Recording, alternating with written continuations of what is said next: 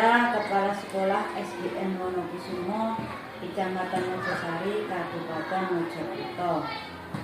Salah satu guru saya adalah peserta CGP. Sedangkan di sekolah kami, guru saya tersebut sudah melaksanakan sosialisasi kepada saya dan guru-guru yang lainnya. Kegiatan Bu Syahadatin Beni Yuliandani ini sangat berdampak positif. Banyak perubahan-perubahan yang dilakukan, kemudian diimbaskan pula kepada guru-guru yang lain, yang mana guru-guru yang lain juga merasa tambahan ilmu yang sangat bermanfaat, sehingga guru-guru yang lainnya tersebut juga melaksanakan perubahan. Jadi adanya keikutsertaan anak buah saya sebagai DGP tersebut membawa dampak yang positif dan sangat baik sekali. Itu sekedar uraian dari saya. Terima kasih. Wassalamualaikum warahmatullahi wabarakatuh.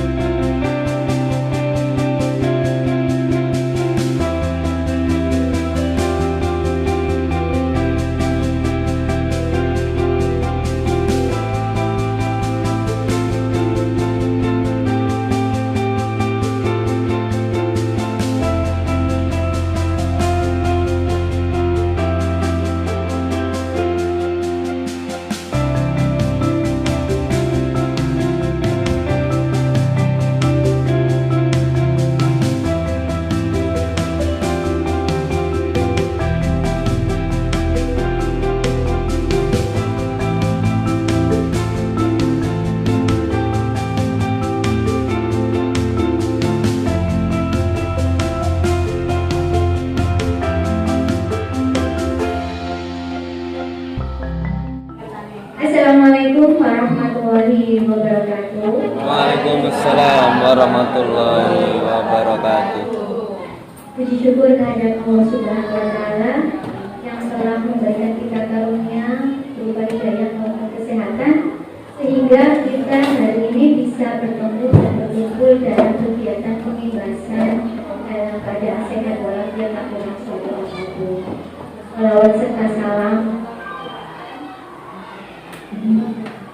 Salawat serta salam tetap dicurahkan kepada baginda Nabi Muhammad SAW,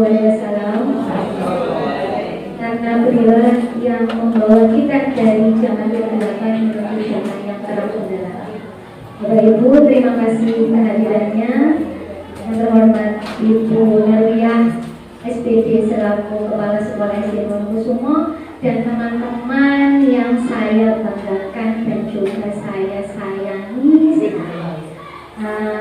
Hari ini saya berdiri di sini untuk menuntaskan tugas di EGB Program Calon Guru Penggerak Modul 1.4, yaitu saya harus melaksanakan aksi nyata. Saya harus mengimbaskan apa yang sudah saya peroleh di Modul 1.4 tentang budaya positif.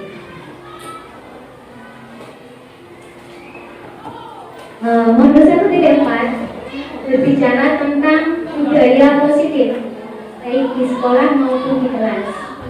Seperti yang sudah pernah dikatakan oleh Bapak Pendidikan kita, yaitu Ki Hajar Dewantara, tujuan pendidikan adalah menuntun segala kodrat pada anak agar mereka dapat mencapai keselamatan dan kebahagiaan yang setinggi-tingginya, baik sebagai manusia maupun sebagai anggota masyarakat.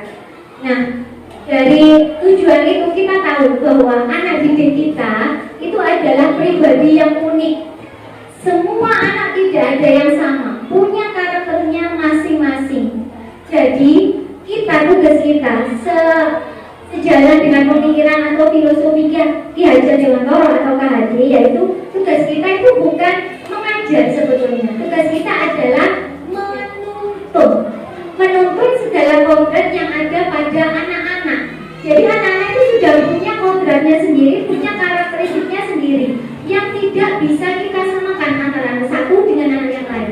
Setiap anak punya karakternya sendiri, tidak ada anak yang sama persis. Bahkan kembar identik pun tidak sama. Mungkin fisik sama, tapi karakteristiknya jelas berbeda.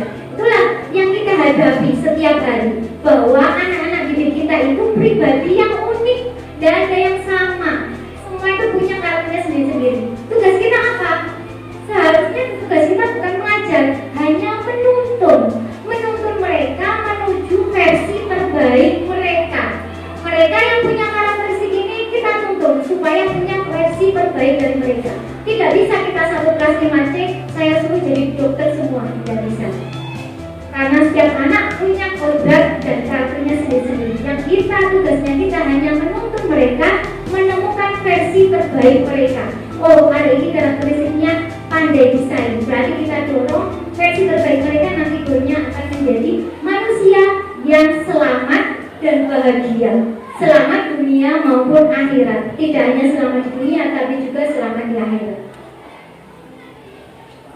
KHD juga menyampaikan bahwa kita ambil contoh perbandingannya dengan hidup kehidupan seorang petani. Dalam hakikatnya sama kewajibannya dengan seorang pendidik. Jadi kalau kita guru itu diibaratkan sebagai petani yang merawat tanaman dengan segala karakteristiknya. Padi yang kita tumbuhkan jadi padi, jagung yang kita rawat jagung itu supaya tumbuh dengan baik sesuai karakteristiknya jagung. Tidak bisa jagung kita perlakukan seperti padi tidak bisa kita perlakukan seperti jagung. Itulah anak didik kita, beda-beda karakteristik. Tidak bisa kita paksakan dia karakteristik jagung, kita paksakan menjadi karakteristik padi.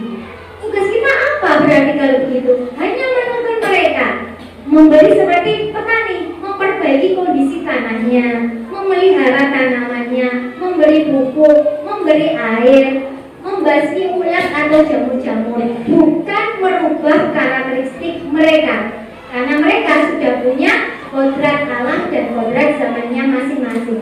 Jadi kalau diibaratkan, kita itu bisa seperti seorang petani yang merawat berbagai macam tumbuhan. Hal ini sejalan dengan ajaran kita di agama Islam. Saya dulu pernah berbincang dengan Buis. Saya curhat apapun dan Buis mengatakan seperti ini.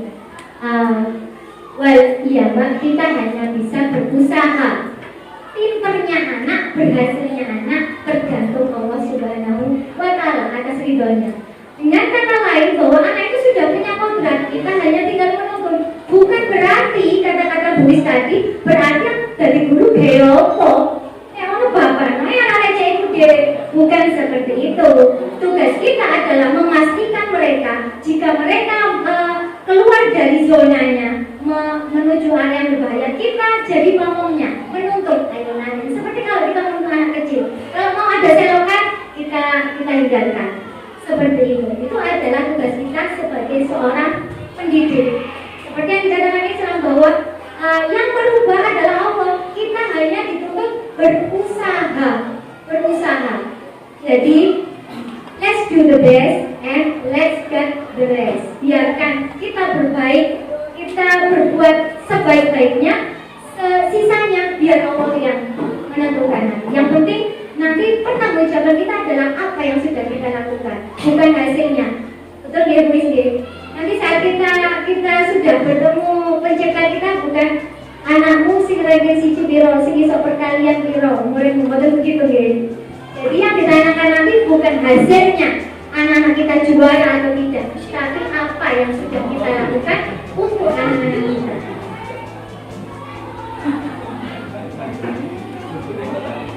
Nah, sekarang kita akan bertanya. Setelah itu berarti siapakah sesungguhnya yang memiliki kontrol pada diri anak-anak? Karena kita sebagai penuntun, sebagai guru yang menuntun, terus yang mengontrol anak-anak siapa? Dulu saya berpendapat, anak-anak kalau diam di kelas mendengarkan saya, berarti saya bisa mengontrol anak-anak. Itu dulu persepsi saya. Ternyata setelah belajar ini bahwa saya tahu yang sesungguhnya yang memiliki kontrol pada tiap diri anak-anak atau kita sendiri adalah siapa Bapak Ibu? Betul sekali, diri kita sendiri. Kalau dulu pandangan kita seperti stimulus respon, sekarang kita harus beralih memandang anak-anak menjadi teori kontrol. Yang pertama, kita mencoba mengubah orang berpandangan sama dengan kita. Misalkan, saya berpandangan bahwa menata meja enaknya ini agak ke sini. Mungkin Bu Lili berbeda. Nggak bisa Bu, ini ke sana. Setiap orang punya pandangan yang sama dalam mempersepsikan sesuatu. Kalau dulu pandangan kita mencoba mengubah orang agar berpandangan sama dengan kita. Kayak so Bu Lili, ya yang ini kudunya Bu Lili seperti ini.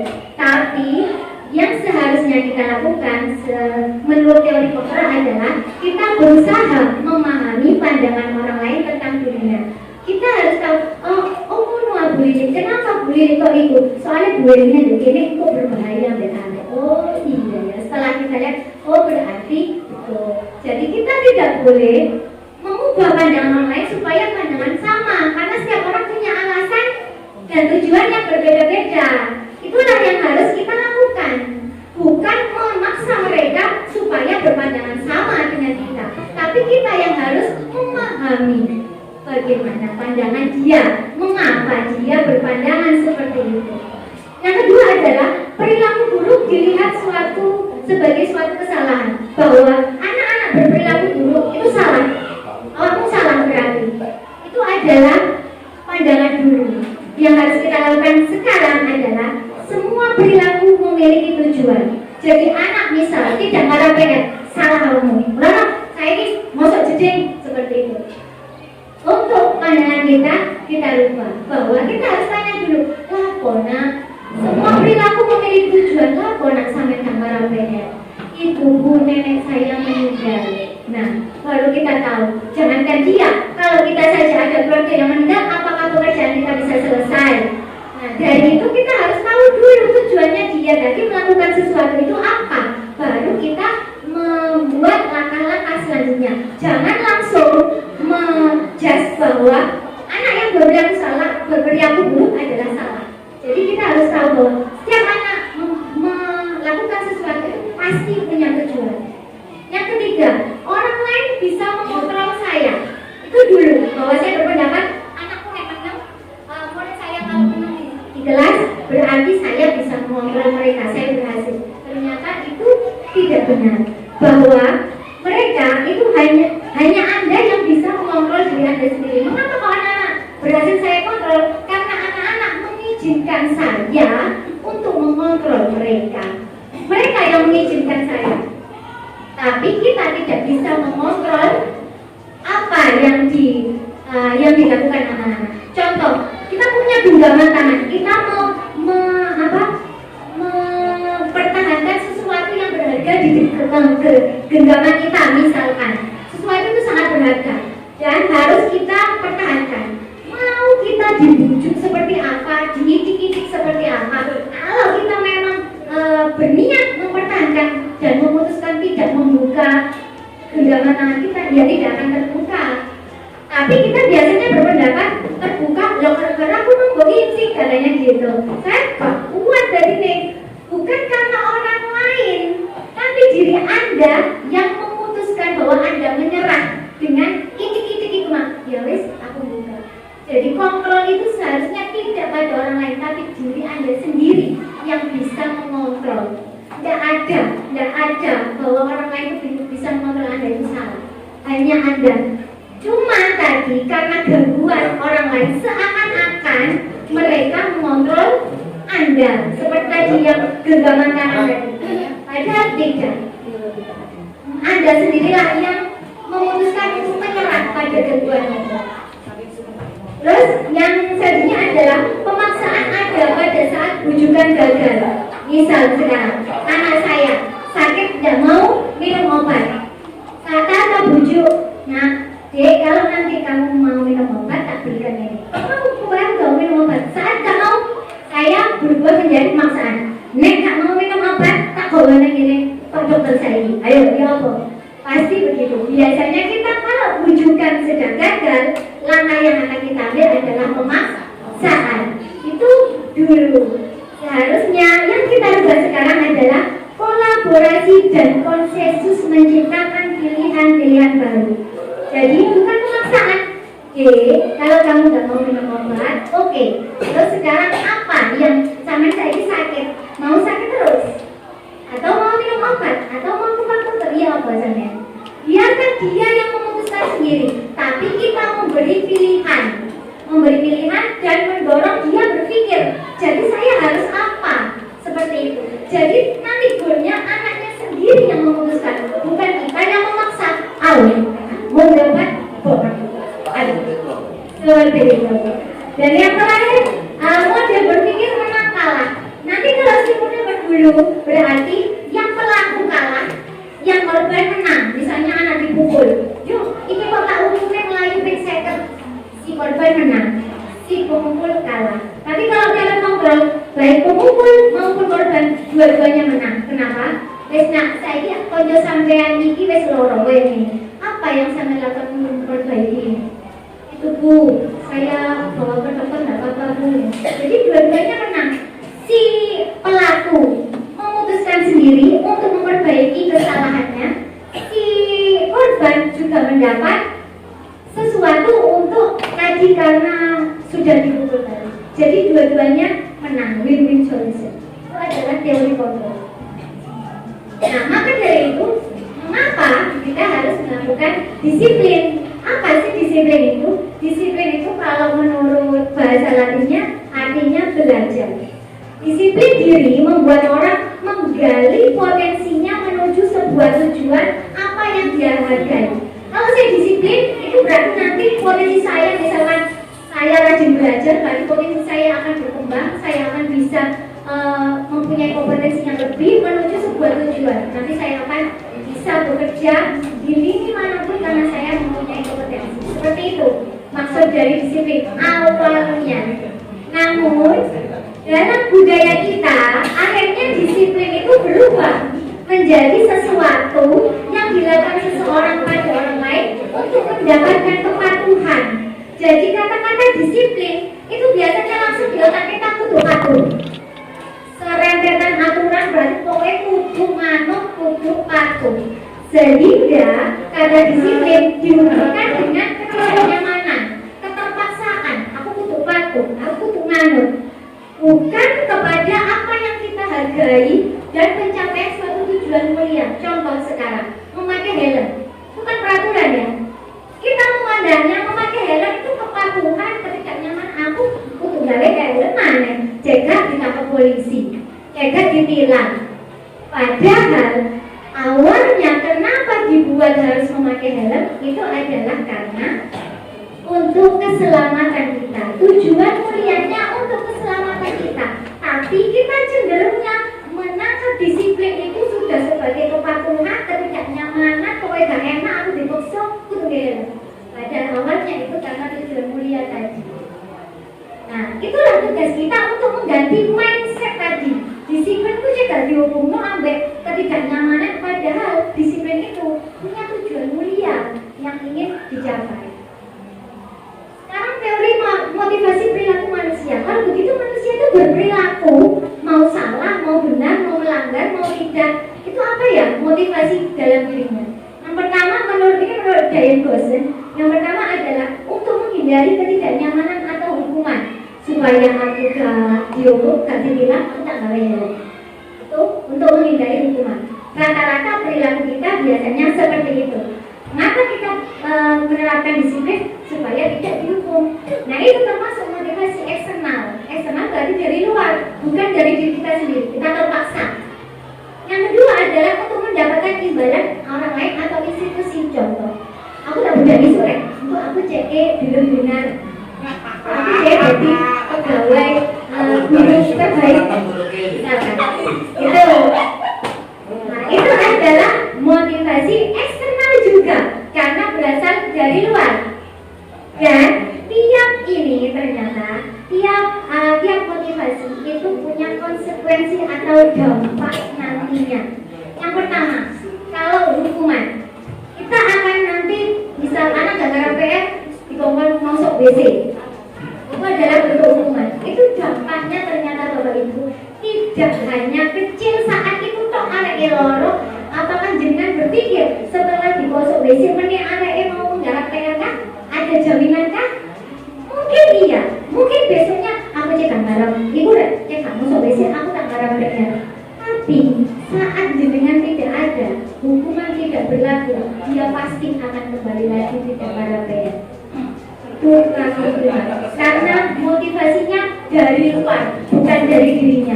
Dan dampak yang lebih buruk lagi adalah jangka panjangnya itu adalah dia mempunyai suatu dendam.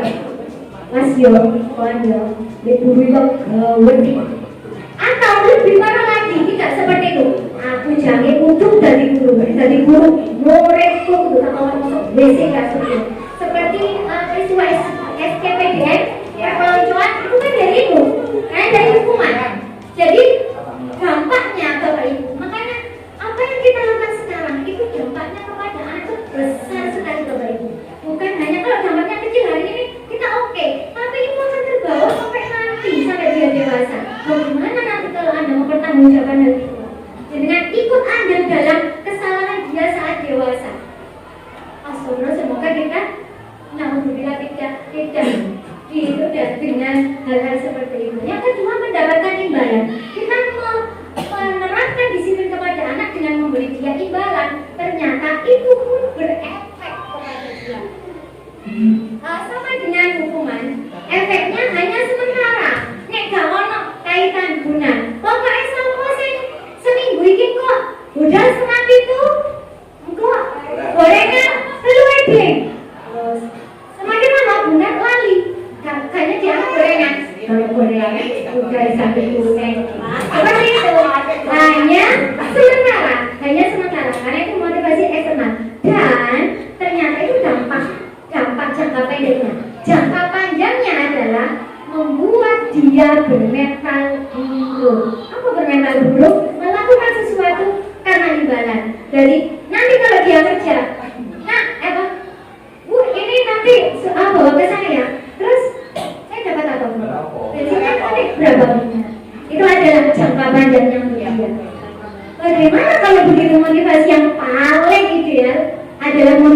ketiga, yaitu untuk menghargai diri sendiri. Sekali lagi, semua ajaran, beruntunglah kita dilahirkan dalam keadaan muslim, karena semua ajaran kita dengan hak dan nyata. Ini ternyata dari dosen itu orang luar. Motivasi terbaik adalah ketiga, untuk menghargai diri sendiri. Di Al-Quran dinyatakan bahwa semua yang kita lakukan harus berlandaskan ikhlas, semata-mata karena Allah Subhanahu wa Ta'ala, bukan karena orang lain, bukan karena motivasi, bukan karena takut aku tidak kalau benar aku tak ulang teman, tidak, tapi karena Allah Subhanahu wa Ta'ala. Itulah motivasi terbaik atau motivasi internal. Inilah tujuan disiplin positif. Mengeluarkan itu, memunculkan itu, motivasi itu. Inilah tugas kita Bapak Ibu Guru, supaya anak didik kita punya motivasi ketiga, yaitu motivasi internal. Kalau sudah punya itu, mau ono hukuman, mau ono penghargaan, dia akan tetap menerapkan disiplin dalam dirinya. Yang ketiga adalah ini karena monggo guys sampai dikecapi. Yang ketiga itu adalah dari Ki Hajar Dewantara. Ki Hajar Dewantara bilang kata merdeka. Apalagi kita di bulan Agustus kemarin, merdeka, merdeka. Kita tahu merdeka itu apa? Merdeka itu apa Bapak Ibu? Bebas dari penjajahan. Berarti sekarang kita sudah merdeka kan? Anda sudah merdeka. Ternyata menurut Ki Hajar Dewantara, merdeka itu artinya tidak hanya lepas dari perintah orang lain. Berarti aku bebas melakukan sesuatu tanpa diperintah lain, itu merdeka. Tapi itu hanya setengah. Itu hanya setengah dari merdeka. Merdeka full adalah kita sudah bebas dari perintah orang lain, dan ini yang belum kita lakukan. Akan tetapi kita juga cakap membuat memerintah diri sendiri. Kita cakap untuk saiki wes jam 6, aku kudu siap-siap kudu budal. Bukan lah jam 6. Sesuai kan? Berarti Anda belum merdeka. Merdeka berarti lepas dari perintah lain, juga bisa memerintah diri sendiri. Ayo, boleh males. Ini jam 6. Aku tidak mau kata lagi, aku mempertanggungjawabkannya kepada Allah Subhanahu wa Ta'ala. Itu artinya merdeka. Kalau Anda sudah mampu memimpin awak dhewe, ojo, ini benar, aku kudu ngene. Ojo, ini salah, aku tidak boleh melewati. Berarti Anda betul-betul sudah merdeka. Menteri sampun lho, tekan di Itu merdeka. Terus kalau begitu bagaimana cara kita menumbuhkan disiplin positif? Merdeka tadi melakukan disiplin positif dengan motivasi internal yang dari dalam diri kita sendiri. Bagaimana caranya? Dengan keyakinan kelas. Apa itu keyakinan kelas? Mengapa tidak peraturan saja? Mengapa harus keyakinan kelas? Karena yang pertama, mengapa kita memiliki peraturan harus menggunakan helm bila menaik kendaraan 22? Karena tadi keselamatan. Mengapa kita mempunyai peraturan 3M? Kenapa memakai masker? Apakah supaya tidak ditilang? Tidak, supaya membentengi diri kita dari virus-virus yang berbahaya. Mengapa kita memiliki peraturan harus datang tepat waktu pada saat kita melakukan pelatihan? Karena itu adalah tanggung jawab kita sebagai orang komitmen kita. Nah, kalau kita hanya berdasarkan peraturan, kita tadi kembali lagi memandang disiplin hanya ketidaknyamanan. Aku butuh patuh, aku terpaksa, aku takut dihukum, aku cek dapat imbalan. Itu kalau peraturan. Tapi kalau keyakinan kelas lebih menggerakkan hati dibanding mengikuti serangkaian peraturan dibaca tidak tahu. Karena saya sampai sekarang saya belum pernah membaca sampai kata peraturan kata petik SDM Provinsi. Saya belum pernah. Karena saya juga merasa tidak nyaman, patuh dan sebagainya. Ternyata kalau keyakinan kelas dibangun itu lebih menggerakkan. Lah, bosnya aku butuh helman. Lah, bosnya aku butuh maskeran. Ada maskeran. Oh iya, saya butuh maskeran. Bukan karena nanti ditilang, tapi Akhir virus diberi aku jadi sehat dipakai. Alarnya elemen, lah saya tuh elemen. Oh iya sih, ini bentuk ikhtiarku. Barangkali kalau ada apa-apa supaya aku bisa menghindari dari yang tidak. Kalau keyakinan itu sudah tumbuh di dalam diri, maka kita akan enak melakukan disiplin, bukan terpaksa lagi, bukan mengharap imbalan lagi. Nah, iya. Nah, bagaimana cara menerapkannya? Saya kemarin sudah belajar, sudah mencoba di kelas saya. Kita buat kesepakatan kelas. Nah, kalau sampai di kelas 5D sekarang, itu kira-kira kepingin dia apa nanti? Kepingin itu bu, senang bu. Itu saya senang dia apa caranya? Kita bangun kesepakatan. Oh, CS senang kalau yang mengganggu orang lain, kalau yang menolong temani, kalau yang madani wong tua, kita tulis saja. Setelah itu kita rumuskan. Setelah itu kita sederhanakan menjadi keyakinan-keyakinan. Misal, sudah saya buat keyakinan kelas, ada keselamatan, menghormati orang lain. Oh, berarti sampai nek di lomong tuane marah enggak? Marah bu, kenapa? Karena saya tidak hormati. Berarti masuk ini dan sebagainya. Setelah itu ditempel. Setelah ditempel, belum selesai Bapak Ibu, karena untuk lebih menanamkan keyakinan itu tadi, kita buat tabel T seperti yang dibelakangnya Pak Yusuf. Itu adalah tabel seperti dan tampak seperti dan tidak tampak seperti. Contoh sekarang beriman dan bertakwa tampak seperti bagaimana nah sampai yang itu dikatakan beriman dan bertakwa. Aku ya sholat 5 waktu tulisan. Oh berarti nek ibu sholat 5 waktu itu ditempel tampak seperti beriman dan bertakwa.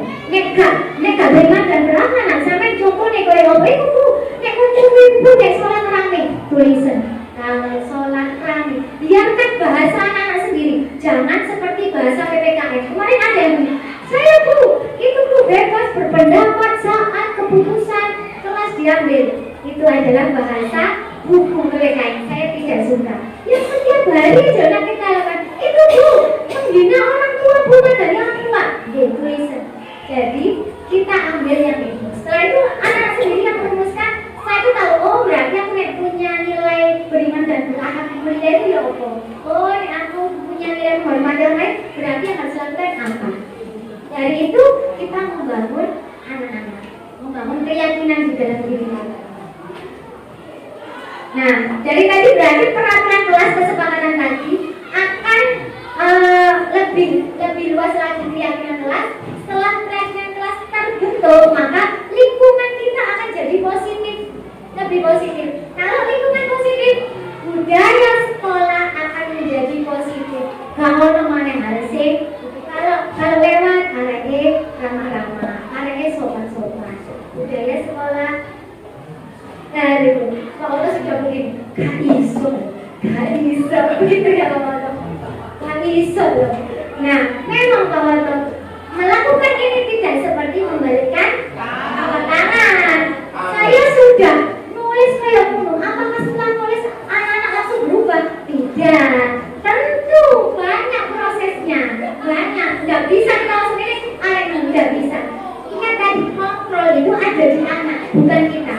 Jadi anak makanya kita harus meyakinkan anak diri dulu dalam dirinya dulu supaya bisa melakukan itu. Bukan kita yang memaksa. Memang sulit Bapak Ibu. Nulis kamu sudah berapa jam itu nulis begitu. Tapi inilah ikhtiar kita yang nanti insya Allah menyelamatkan kita saat menghadapi cita-cita kita. Lanjut. Mengapa peraturan dan tidak keyakinan kelas? Contoh sekarang peraturannya selalu kembalikan buku ke tempatnya. Berarti keyakinan kelasnya apa? Tanggung jawab. Jadi aku harus bertanggung jawab. Dilarang mengganggu orang lain. Berarti keyakinan kelasnya aku menghormati orang lain dan seterusnya. Terus pasti setelah kita melakukan keyakinan kelas pasti ada yang terjadi. Ada pelanggaran. Bagaimana jika pelanggaran terjadi? Pasti ada Bapak Ibu. Tidak mungkin tidak ada. Bagaimana kalau pelanggaran terjadi? Ada dua tadi kita. Kalau enggak hukuman, yang biasa kita lakukan adalah sanksi. Dua hal itu, hukuman sama sanksi itu hampir sama tapi berbeda. Hukuman itu biasanya lebih ke menyakitkan. CEREK Ya saya fisik contoh, gara-gara PR masuk WC itu hukuman. Menyakiti anak supaya anak jerak dan tidak mengikuti dan tidak mengulangi perbuatannya. Maksudnya seperti itu awalnya. Tapi kalau kita tarik relevansinya, relevansinya ada gara-gara PR, ambek masuk WC. Apakah yang ada gara-gara PR mari masuk WC ada tambah pinter?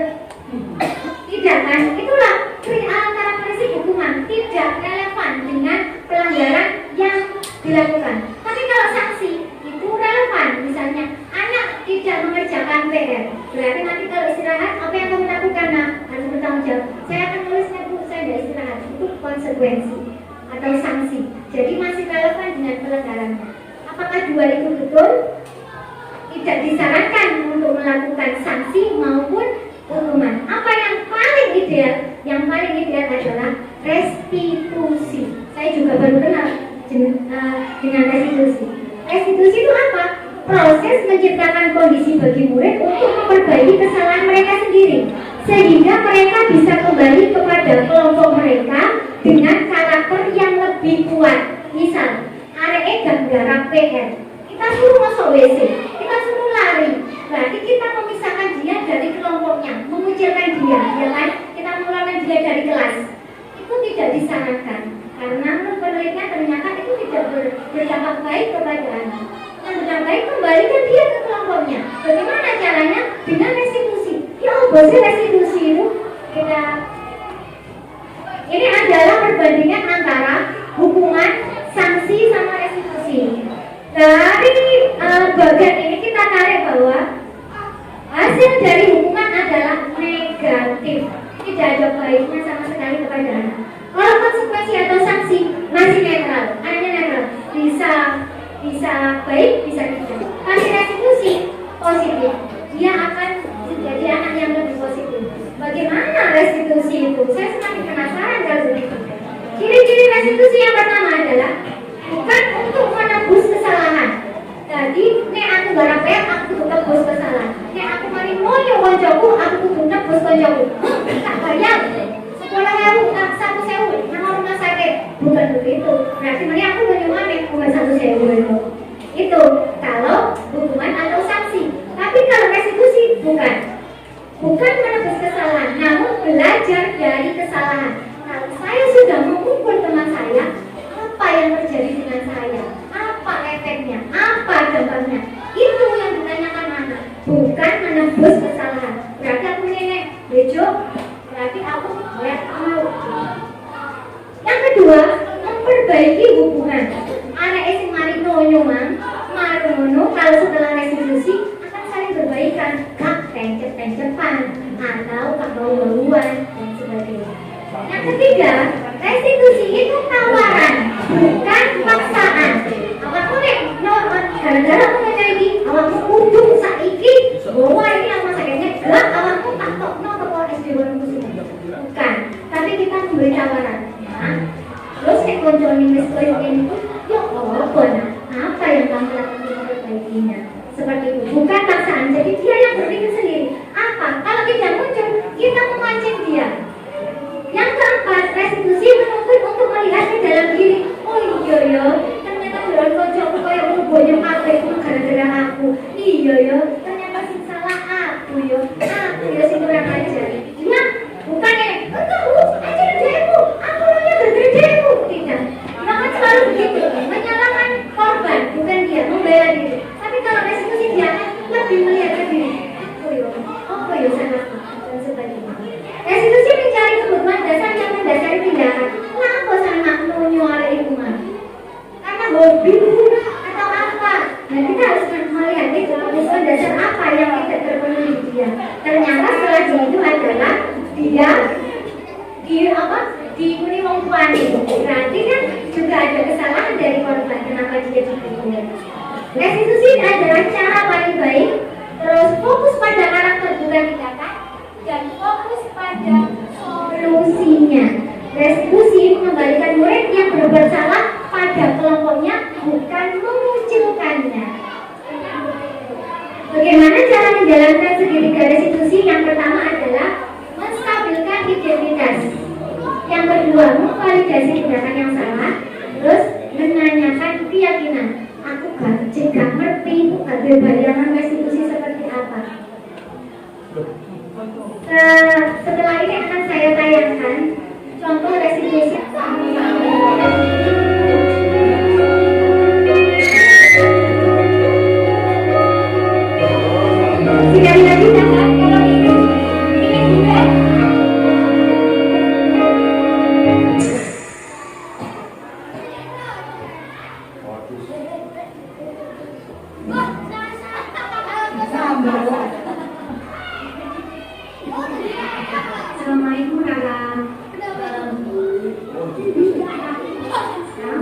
Karena sudah istirahat bukan?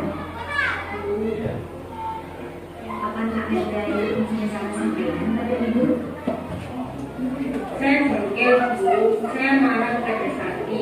Dia melupakan respect saya, padahal saya sudah sangat tahu dan capek mengantri membeli es tersebut. Oh ya, Emang pasti boleh kamu boleh marah. tahu semua. Biasanya pasti juga akan merasa dirinya lebih baik.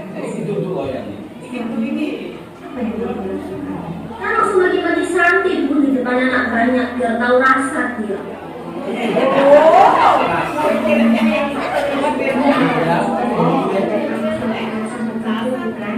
Nah, masa saya dong saja.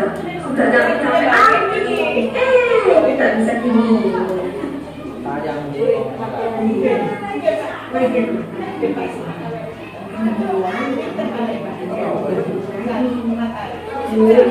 Saya masih bisa berjalan membantu saja. Padahal saya sudah jauh sekali rasanya. Iya, masih gembira ya saya. Sekarang mandiri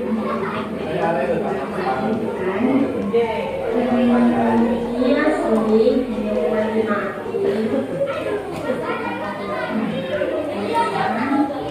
coba kaitan tidak berharap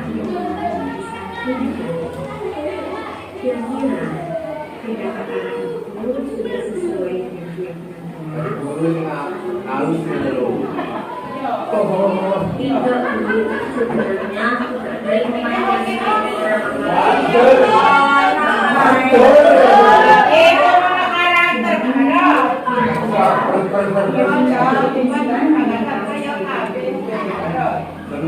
saya sebenarnya sangat menghormati teman, tapi saat ini saya emosi, jadi tidak menunjukkan sikap tersebut.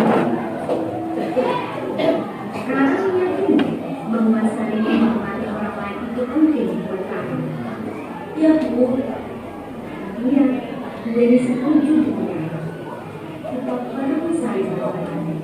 Namun ada juga keyakinan yaitu kesepakatan yang perlu dijalankan apabila itu dan masih jalan.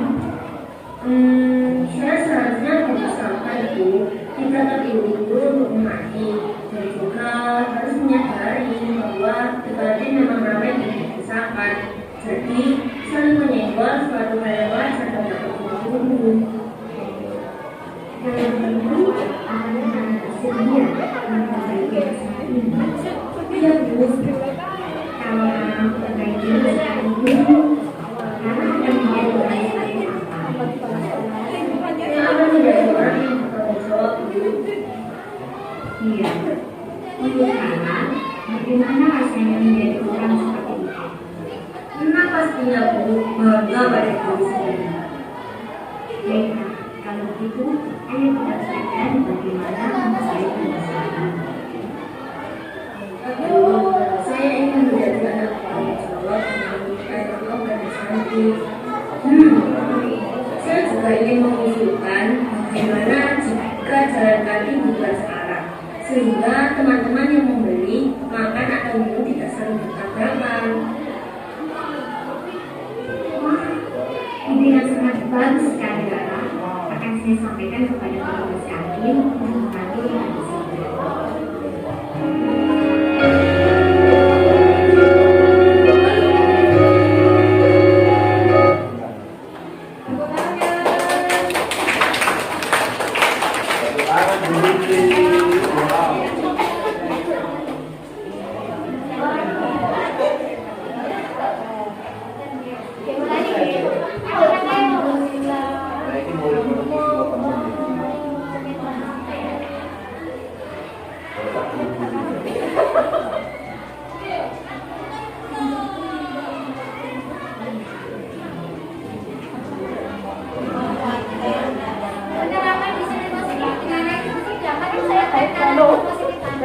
Jadi anak sendirinya bagaimana mencari solusinya? Tentu anak usia SD apalagi kelas 1 kelas 2 belum bisa. Tugas kita lah yang memancing dia, memberi pilihan-pilihan. Kalau belum bisa solusinya bagaimana? Kita yang memberi pilihan. Tapi intinya bukan memaksa. Dia kan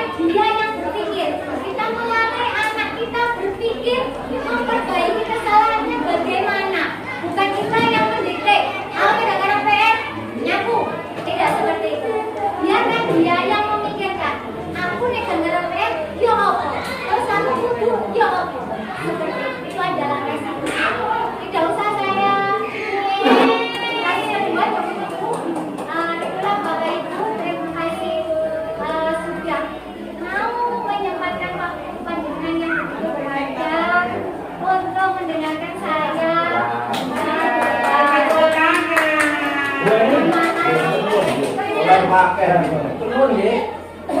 Sangat terkesan sekali kata keyakinan tadi. Memang betul kalau kita bisa seperti itu. Memang yakin sebenarnya bisa. Karena pernah saya baru kemarin itu saya merasakan, berarti kata jadi yakin itu betul. Saya sekarang masih menangani anak kelasnya usia kelas apa? Iya. Itu anak-anak sudah nggak bisa mau sekolah, kalau kesana itu nangis, kemudian minta dulunya banting pasangan sampai sana. Saya yakin bahwa anak itu akan memaksimalkan dari dalam diri. Ternyata tak berjuang. Ya, kamu nggak sekolah apa-apa gitu. Bagaimana agar kamu mau mengerjakan? Gimana kalau kamu sekolah online? Nggak jawab, kamu menang. Ternyata besoknya dia mengerjakan online. Jadi dia sendiri sana. Begitu ngomong ternyata saya gabungkan dengan seputar dari dirinya sendiri yang mau cerita. Itu maksudnya gue ini. Saya siap dengan kata keyakinan.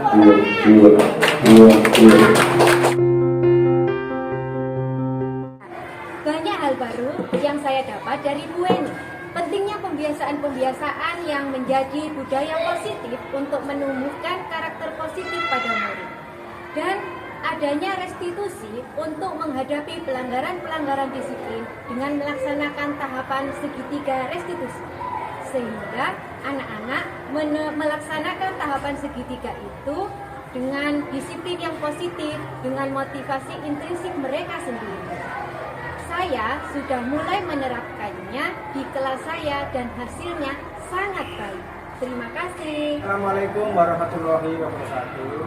Menurut saya, kehadiran Bu Eni di sekolah, terutama di kelas 5, sangat membantu kita yang guru utama.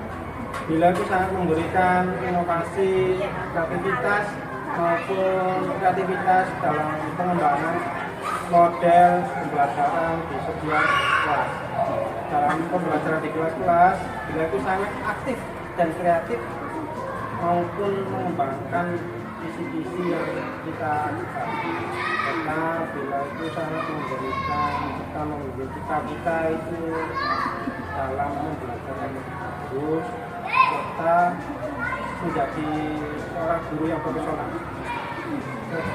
Di samping itu juga semenjak beliau itu dalam guru penggerak di lingkungan Kabupaten Mojokerto, beliau sangat membantu kita yang baru saja menjadi waras, menjadi lebih baik, serta juga kita sangat berterima kasih kepada beliau. Setiap ide-ide kita itu selalu diambil, serta beliau itu sangat gerak cepat dalam menentukan solusi-solusi dalam permasalahan di kelas, serta dalam keadaan apapun beliau sangat happy serta dan tidak pernah pilih kasih dalam memberikan pesan-pesan atau solusi-solusi kepada sesama guru di sekolah. Demikian atas dari saya. Jadi, wassalamualaikum warahmatullahi wabarakatuh. Selama ini saya sangat bersemangat untuk berangkat ke sekolah dan belajar sesuatu hal yang baru dengan Bu Eni dan teman-teman. Kami sekarang juga telah memahami nilai-nilai keyakinan kelas kami. Setelah kemarin Bu Eni mengajak kami mendiskusikan masing-masing nilai pada titik nol. Semenjak itu, kelas kami menjadi lebih menyenangkan. Teman-teman juga jarang bertengkar. Kami saling menyayangi dan mendukung. Terima kasih Bu Eni. Kelas selama belajar dengan Bu Eni, saya sangat senang sekali. Setiap hari rasanya tidak sabar untuk pergi sekolah. Kami selalu belajar dengan menyenangkan. Saat istirahat pun selain jajan, kami juga dapat bermain permainan tradisional yang ada di kelas. Dan sekarang kelas kami menjadi lebih aman dan tertib setelah kami lebih memahami nilai-nilai keyakinan kelas kami. Jikapun ada pelanggaran, Bu Eni akan berdiskusi dengan teman yang melanggar dan mereka diminta untuk mencari solusinya. Pokoknya aku senang. Aku juga. Terima kasih Bu Eni.